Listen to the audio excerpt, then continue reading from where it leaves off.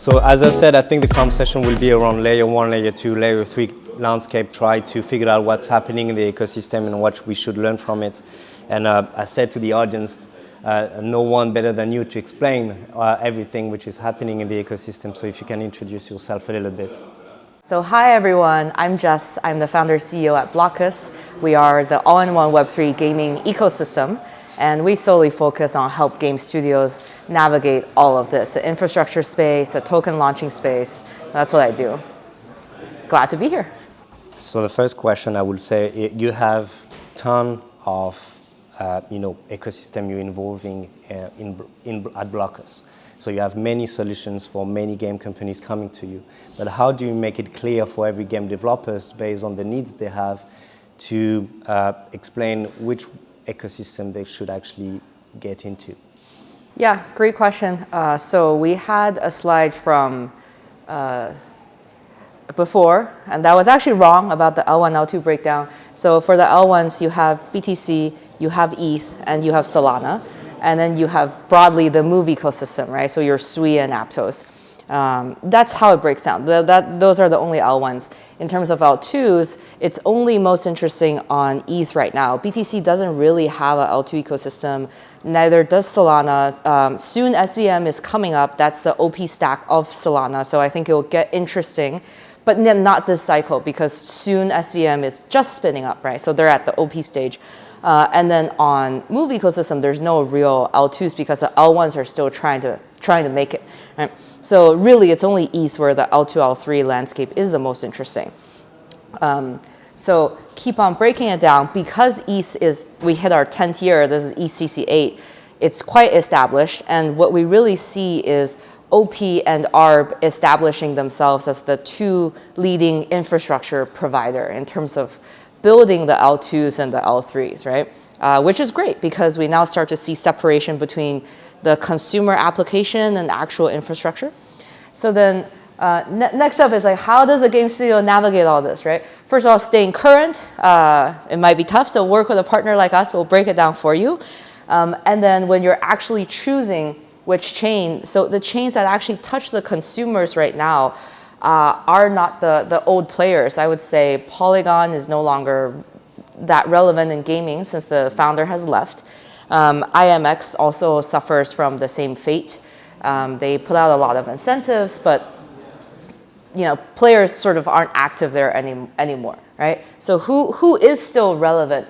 Ronin, still very much relevant, have actual players, have actual engagement from gamers, from Web3 gamers. So I think that's super relevant, and they kind of have their own chain, right? So it's an interesting dynamic. And then all the upcoming L3s, right? So if you're building on Base, it's B3, that's an OP stack L3. If you want to build on Sodium, Sony's new chain, we are building the L3, also OP stack.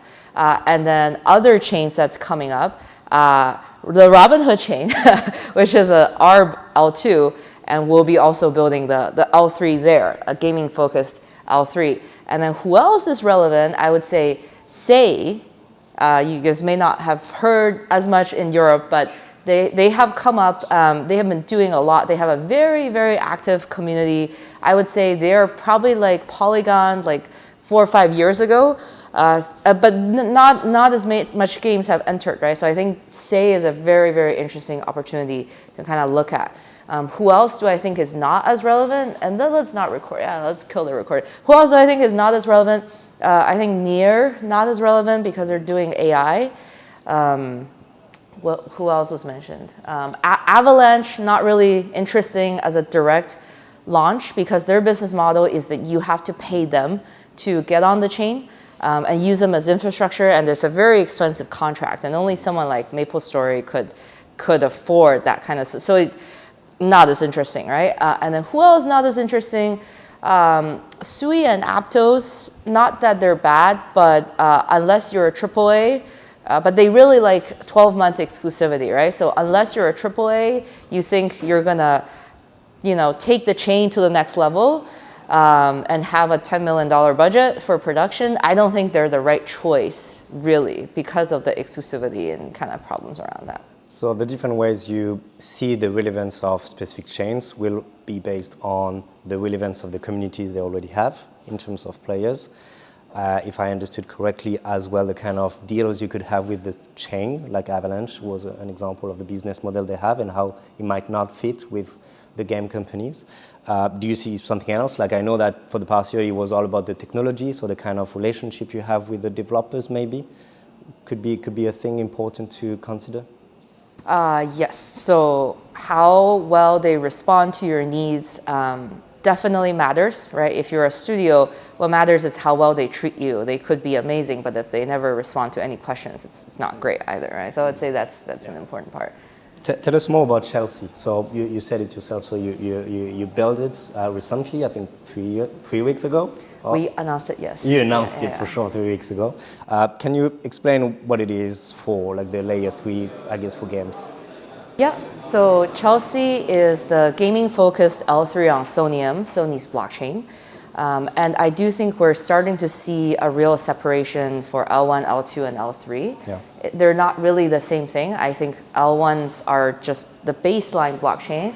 L2s are the infrastructure now, like really, and they don't really touch the consumer, right? OP, ARB, not really, Avalanche, not really trying to touch, and maybe even Tezos, right? Not really trying to touch the consumer anymore. So when you distribute the game, it's going to be the L3s that touch the consumer and rally the community and get them to come and play.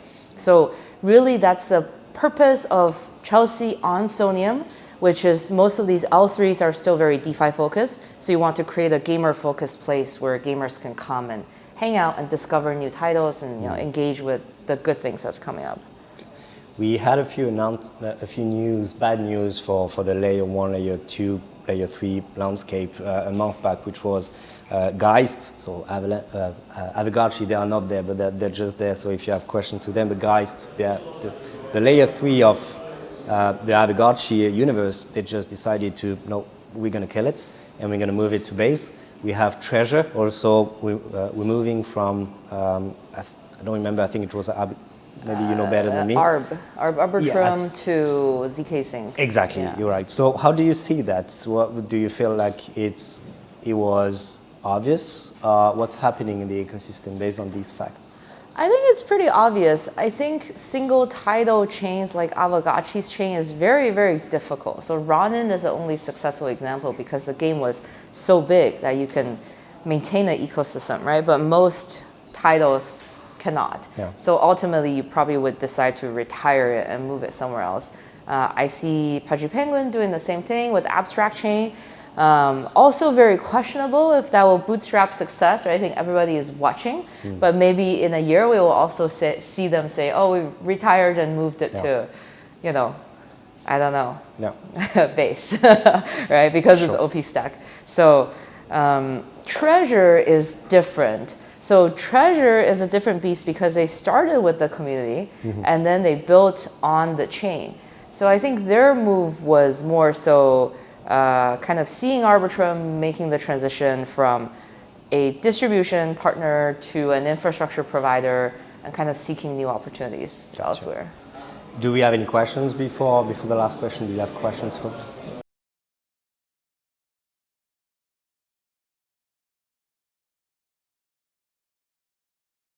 Yeah, it's a great question. It's a hard one too. They've got the distribution there, so for a developer, I'm like, oh, okay, I'd go there, but they just haven't. It doesn't make any.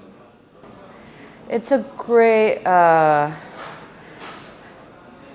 think, and they did do everything right. Yeah, I think if I were to comment, I think they were lacking some APAC energy in the DNA. Because Sui was very much a Facebook crew that came out of Silicon Valley and just kind of did all the things, right? They did the community, like they did the hacker houses, they did the sponsorships, they run the community. But Jeff, the Say founder, lived in Singapore like for some time, right? So I think they probably have a deeper understanding. And that's the same with who am I thinking of? Crap. Who is it that a huge community? They have a L3. I know his face. That he lives in Vietnam. Vietnam. Not Vietnam, sorry. Yes, yeah, Vietnam. What am I thinking? Trying to help, I'm not sure about this one. The huge gaming community. Asian AIDS? No, okay, I'll think of it. Get back to me. Yeah, I'll get back to it. Sorry, my bad. But I think maybe it's missing that DNA. So the community is there, but it's not really engaged like the Say community is. Like Say community will reply to every meme, like come up with their own UGC. Like, yeah, I think that's what it is. Makes sense. Zhang?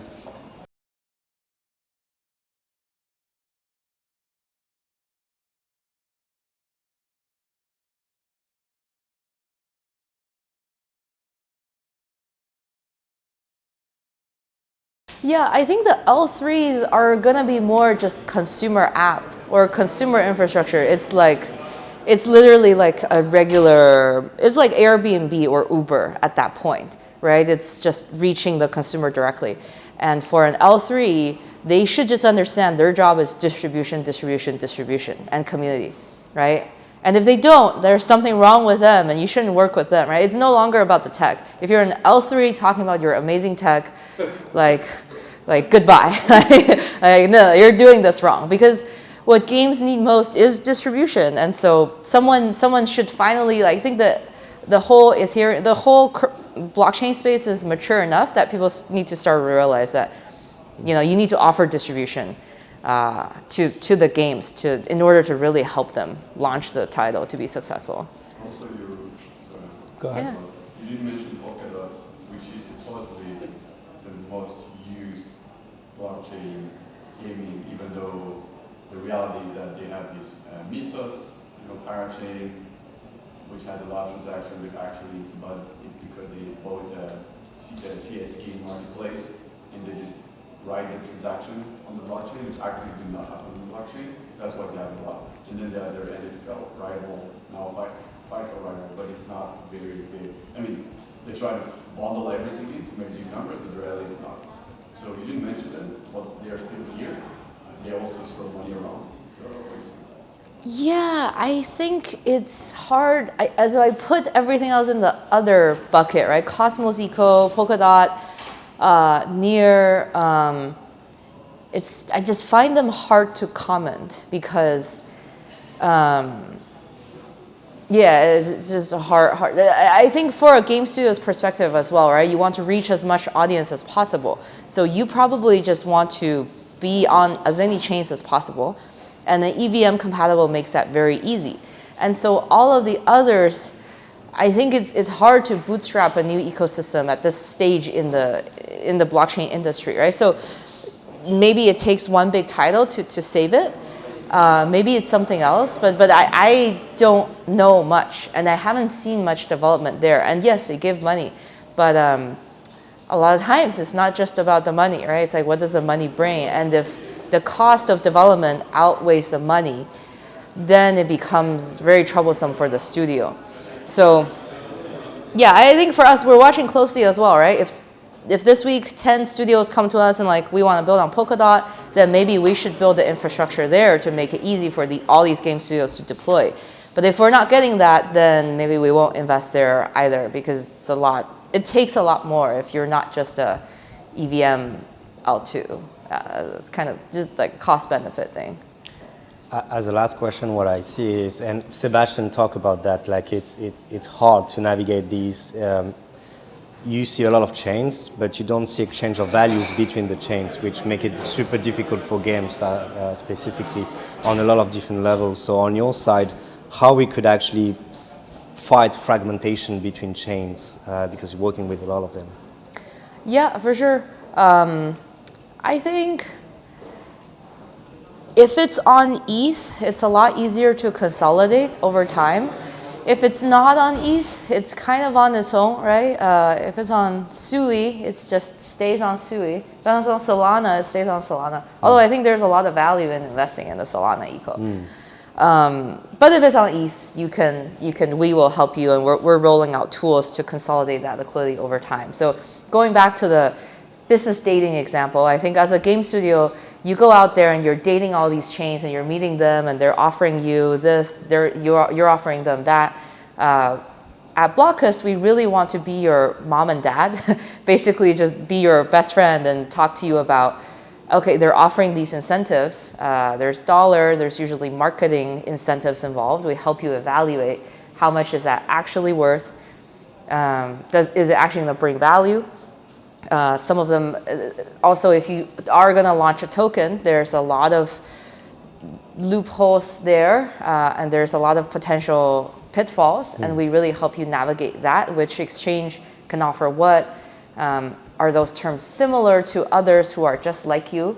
And can you get a better deal? Yeah. And so we try to share that within the gaming industry. So that's how we see our role. But I think fragmentation is inevitable because this is a time of the industry. Like everybody's gonna launch something and try to distribute and get a slice of the pie. Sure. Thanks a lot, Jess, for your time. We appreciate it. Thanks. It was good. Thanks.